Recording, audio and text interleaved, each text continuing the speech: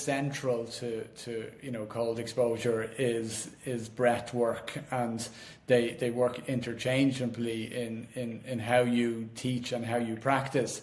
And your last book was on the breath, called The Blissful Breath, which again is a super read. And we've had a couple of people on the podcast who practice breath control.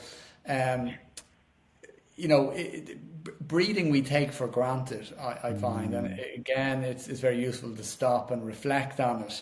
It's something that we don't need to be taught. We think that we don't have to learn.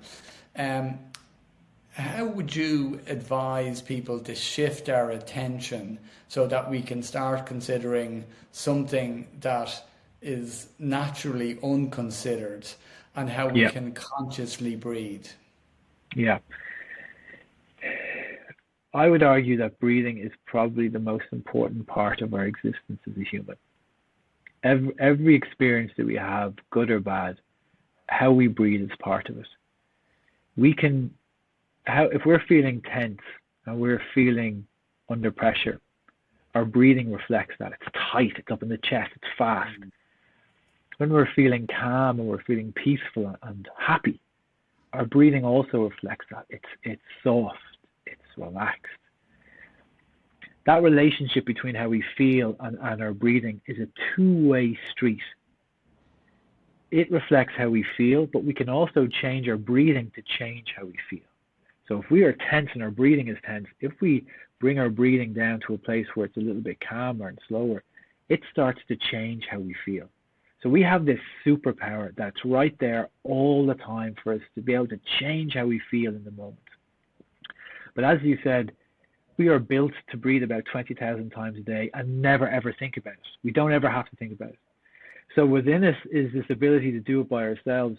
So there is a little bit of a struggle to try and get over this kind of internal resistance to paying any attention to the breath. It's like our body's saying, look, I'm looking after this. Don't worry about it. Don't look after it. So by even taking a moment or two every day, even a minute, put a timer on your phone and just listen to your breathing.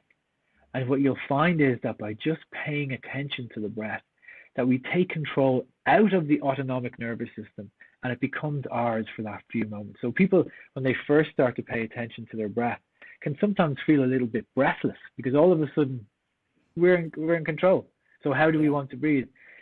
So anybody listen to this now, just listen to your breath for a moment when you're listening or watching, and just notice that by paying attention to it, that we start to control it now. And now we have control of it. And now it goes back to being automatic again.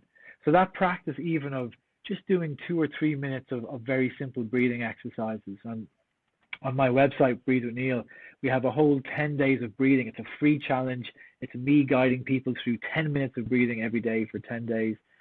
Even the practice of spending a few minutes every day practicing how to breathe starts to build our awareness. Okay, there's this superpower within us that we can change when we need it. The superpower within us that kind of helps us to deal with whatever pressure we're facing.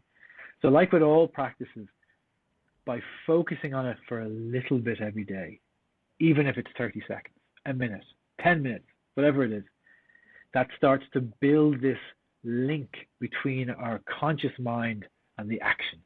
So the more we spend time practicing it, the more we will be able to recall that practice when we need it.